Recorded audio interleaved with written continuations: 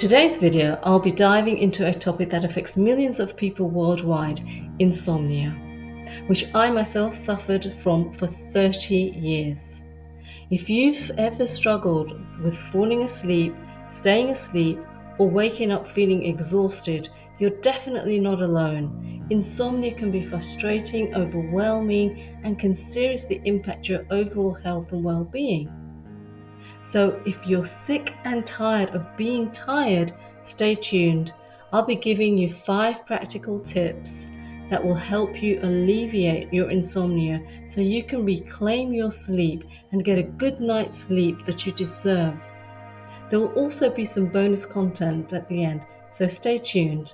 Hi, I'm Rajshree, a former freelance computer scientist. I'm an international best-selling author of Holistic Healing, Transforming Through Grief, Loss and Trauma to Creating a Life You Love Living. I'm also a transformational life coach.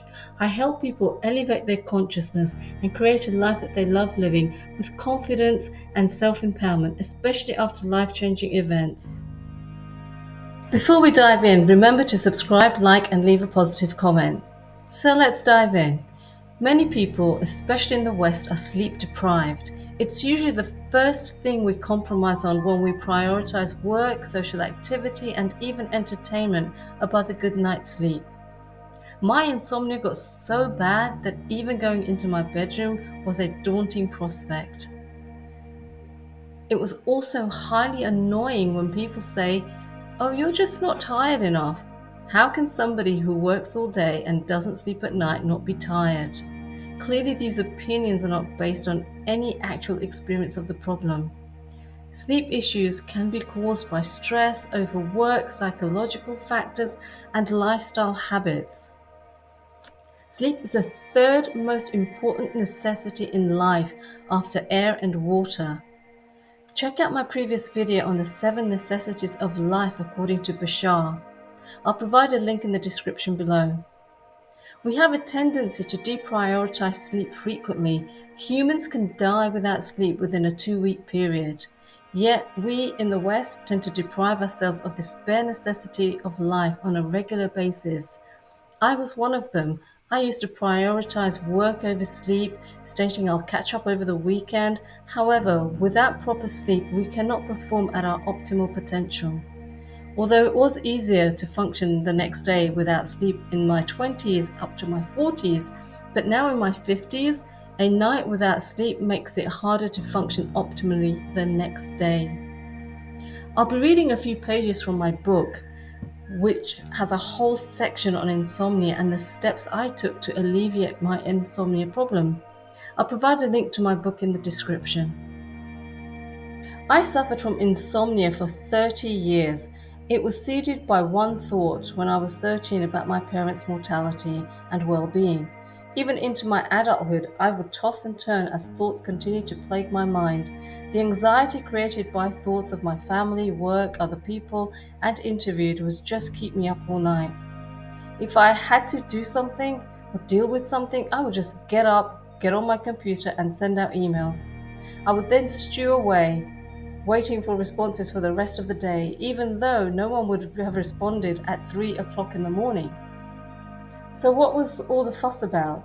I could have had a good night's sleep and sent an email or made a phone call at 9 o'clock. The mind can just take over and go on a rampage, and to shut it up, we take action. However, it may not always be the right action or time. It got to a point where I feared going into my bedroom, expecting yet another night of tossing and turning, which exasperated the problem. I found my salvation through meditation and yoga. I learnt techniques to stop the worrisome chatter and get a good night's sleep. From an energy perspective, when you awaken in the middle of the night thinking about a situation, you have just jumped back into your body because some trapped energy got triggered. Here are some tips that you can use to get a good night's sleep when your mind is overactive. Number 1, when you go into your bedroom, close the door, leave all your problems outside that door. Nothing should be allowed to enter. Tell your mind that you will deal with it tomorrow. Write it down to reassure your mind. Close the door and know that nothing can get in now. Treat your bedroom as a sacred place for rest and sleep. Number 2, if you have a problem to solve, you can set an intention for a solution. Trust and expect a solution to be presented to you in the morning. Let it go from your mind. The problem and solution are at different frequencies, so you can't solve it with the same mind that created it. Your conscious mind is quiet when you sleep, so an answer can be presented to you by your higher mind. I used to fret many times about IT problems and then get angry at myself for ruining yet another night's sleep when the problem was easy to solve the next day. I later found that when I set an intention to solve a problem and asked for a solution by 10 o'clock the next day, I got it. Many great scientists have received answers to their problems after meditation, napping, sleeping, or relaxing. I didn't know how this happened at the time, but I know it worked. I now know that our connection to infinite intelligence brings us the answer.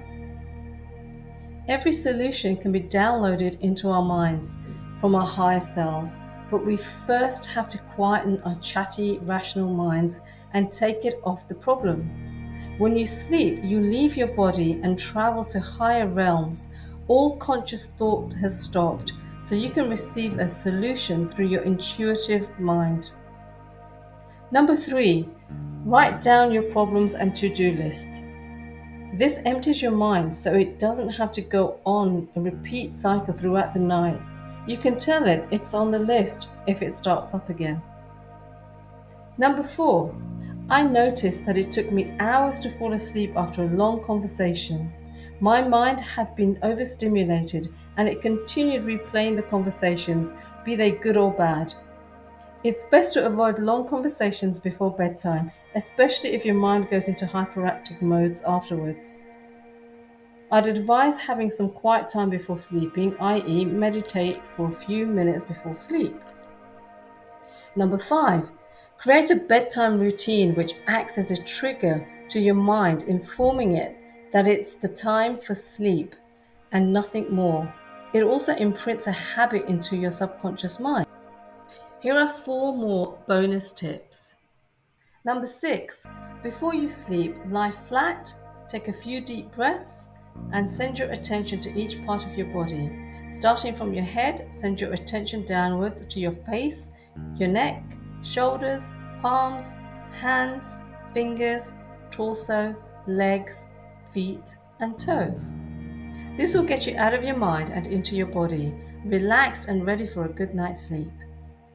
Number 7, switch off all electronic equipment like TVs, tablets, smartphones, etc. 1 or 2 hours before you sleep because it can disrupt your serotonin and melatonin levels. Number 8, if you want to read something before you sleep, read something uplifting, light, inspirational, or spiritual. Avoid reading things that are overstimulating like horrors or crime stories. And last but not least, number 9, avoid drinking caffeine or eating chocolates, which also contain caffeine, too late at night. It's best not to have any caffeine after 4 p.m. or eat something before you sleep unless you have a medical condition. Sleep is a time for rest and repair, not stimulation or digestion. That's it for today. I hope you can implement some of these tips into your life.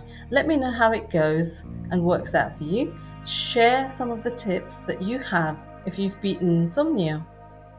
Have a restful night. Remember to like, subscribe, and leave a positive comment. See you next time.